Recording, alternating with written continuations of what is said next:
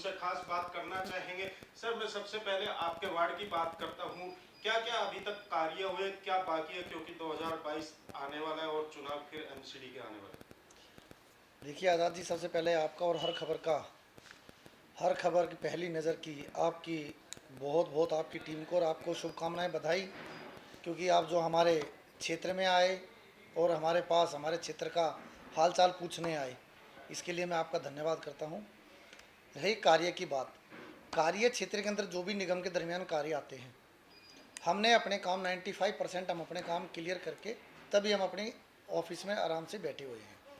राजकुमार जी, अगर बिजली पानी की बात करें, दिल्ली में जैसे तराई तराई हो रही है और जगह जगह दिल्ली सरकार के खिलाफ प्रदर्शन भी चल रहे हैं, उस पर आप क्या कहना चाहेंगे? आपके क्षेत्र में कोई ऐसी समस्या बिजली की या पानी की? आज़ाद जी, बिजली और पानी की समस्या मेरे क्षेत्र में तो है। पूरी दिल्ली के अंदर ऐसी समस्या है, क्योंकि केजरीवाल सरकार जो है वो विफल हो चुकी है। वो अपने कामों को छोड़ छोड़ के दूसरे स्टेटों में भागने लग रही है, क्योंकि अब दिल्ली उनसे संभल नहीं रही है। अब वो सोच रहे हैं कि अब दिल्ली में तो तुम्हारी दाल गलने वाली नहीं है, अब अपना बाहरी स्टेट में जाके दूसरी जगह आप अपनी दाल गलाओ। क्योंकि जनता बड़ी भोली भाली होती है। इस केजरीवाल ने 10 साल, अब इनके पहले इन्होंने 10 साल तक लोगों से झूठ बोल के लोगों को, अभी आपने देखा था ना, बढ़िया बीते 5 साल लगे रहो केजरीवाल, इस तरह का इन्होंने स्लोगन निकाला था। तो बढ़िया तो बीतेंगे ना, बढ़िया क्यों नहीं बीतेंगे? जो आदमी गाड़ी नहीं चाहता था, जो आदमी फैसिलिटियाँ नहीं चाहता था, सारी फैसिलिटियाँ मिलने लग रही हैं। जिस एमएलए की तनख्वाह पहले 70-80 हज़ार रुपये होती थी, अब वो 2.5 से 3 लाख रुपए के बीच में, तो भैया अच्छे 5 साल तो बीतेंगे। क्या अब सर, ये जो दिल्ली सरकार है जब आई थी, बिजली पानी का ही नारा लेके आई थी, और वही समस्या जैसे ही गर्मी बढ़ती है वो फिर वहीं आ जाता है सेम।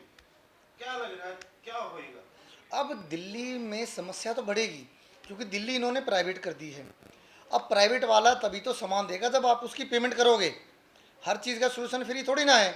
दिल्ली की जनता ने जो इस पे विश्वास जताया था, आज दिल्ली की जनता कहीं अपने आप को ठगा हुआ महसूस कर रही है। जे राजकुमार जी, आपके क्षेत्र में कितने कैमरे लगे? क्योंकि दिल्ली सरकार बार बार कह रही है हमने पूरी दिल्ली में कैमरे। मैं जानना चाहूंगा, आपके वार्ड में भी कहीं दिल्ली सरकार के द्वारा कैमरे लगे? हाँ, देखो, जो सच्चाई है वो उस सच्चाई को आपको स्वीकार करना पड़ेगा।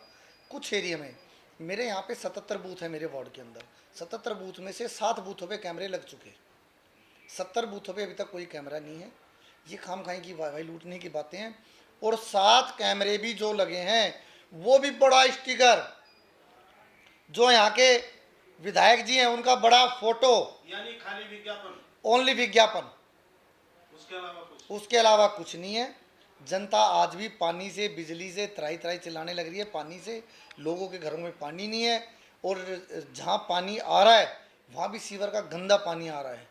तो लोग, ये दिल्ली सरकार विफल हो चुकी है। आने वाले समय में 2022 में जनता निगम में इनको आईना दिखा देगी और इनको इनकी हकीकत बता देगी। राजकुमार जी, अगर महंगाई की बात करें, मैं किसी वैसे नाम नहीं लेना चाह रहा, अगर महंगाई की बात करें उस पर आप क्या कहना चाहिए? देखिए, महंगाई तो मैं मानता हूं कि आप स्वाभाविक पेट्रोल की बात करेंगे। 2004 में पेट्रोल का रेट था, जब कांग्रेस सरकार होती थी, 2004 के अंदर 33 रुपये पेट्रोल का रेट होता था। और 2014 में मोदी जी आने से पहले क्या रेट था पेट्रोल का? 70 रुपये। 10 साल में 10 साल में आपने डबल कर दिया। अभी तो मोदी जी ने कितना बढ़ाया है? 6 साल के अंदर 25 रुपये, 20 रुपये ही तो बढ़ा है। और तेल का भी, राज्य सरकार, जो भी राज्य सरकार होती है, वो 30 से 35% वैट लेती है। वो अपना वैट कम कर दे, ऑटोमेटिक तेल के रेट कम हो जाएंगे। और तेल के रेट कम होंगे तो क्षेत्र में महंगाई भी कम होगी। क्या आपको लग रहा है अगर केंद्र सरकार और राज्य सरकारें अगर पेट्रोल की या डीजल की बात करें, उस पर जो सब्सिडी जो भी लेगी उसको कम कर दिया जाए तो कितना रेट हो सकता है? देखिए, 35% जब आप उस पर टैक्स ले रहे हो, राज्य सरकार, हर राज्य का अपना अपना अधिकार होता है। राज्य सरकार 35% टैक्स ले रही है, राज्य सरकार उसका 18% टैक्स कर दे। 100 में से सीधा आपका 18 रुपये कम होगा, 70 रुपये वहीं तेल आ जाएगा आपका वापिस। मगर राज्य सरकार ऐसा नहीं कर रही है, वो लालच में फंसी हुई है, वो ऐसा नहीं करेगी। उन्हें अपनी जेब से मतलब है, अपने घर से मतलब है, जनता से कोई मतलब नहीं है। राजकुमार जी, अगर कोविड की बात करें, आपके यहाँ कितने सेंटर लगे हुए हैं? जैसे बार बार वैक्सीन की भी बात उठती है कि वैक्सीन नहीं मिल रही, और बीच में भी मैं देखा द्वारका में 2-3 सेंटरों पे मैं भी गया 2-3 दिन, वहाँ पे भी वैक्सीन लगाई। उसमें क्या मान रहे, क्या दिल्ली सरकार या केंद्र सरकार या किसको उसमें वो मानेगा? देखिए, वैक्सीन के लिए अगर आप अगर जिम्मेदार ठहराते हो, मैं किसी पे आरोप नहीं लगाऊंगा, अगर आप जिम्मेदार ठहराते हो तो राज्य सरकार उसकी जिम्मेदार होती है। कोरोना के अंदर महावीर इंक्लेव वार्ड के अंदर अभी तक ना तो कोई सेंटर अपॉइंट हुआ है। कोविड सेंटर भी हमने भारतीय जनता पार्टी के निगम पार्षद ने member of parliament Ramesh Bidhuri ji के आशीर्वाद से एक कोविड सेंटर हमने जो बनाया था 50 बेड की, जिसमें हमने अप्रूवल लिया था, 25 बेड हमने शुरू करके चलाए थे।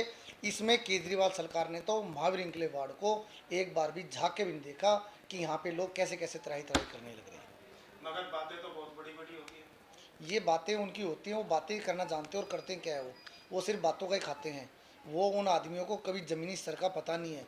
उन्होंने जो विधायक हैं, उन्होंने कभी क्षेत्र में कोरोना के टाइम में सिर्फ एक आरएसएस और भारतीय जनता पार्टी का कार्यकर्ता आपको कोरोना विश्व महामारी में नजर आया होगा, इसके अलावा आपको कोई भी नज़र नहीं आया होगा। सब लोग अपने घर में बैठे हुए थे। और हमारी यहाँ की विधायिका का तो बहुत बढ़िया सिस्टम है, वो किसी से मिलती नहीं थी। उनके भाई वगैरह जो मिलते थे, वो जो क्षेत्र में वसूली करते हुए उगाई करते हुए घूमते हैं, उसके भाई वगैरह मिलते थे तो ऊपर से माइक फेंक के लोगों से बात करते थे। इस तरीके का दुर्व्यवहार जनता के साथ उन्होंने किया है और आने वाले समय में जनता उनसे जवाब मांगेगी और उनको जवाब देगी।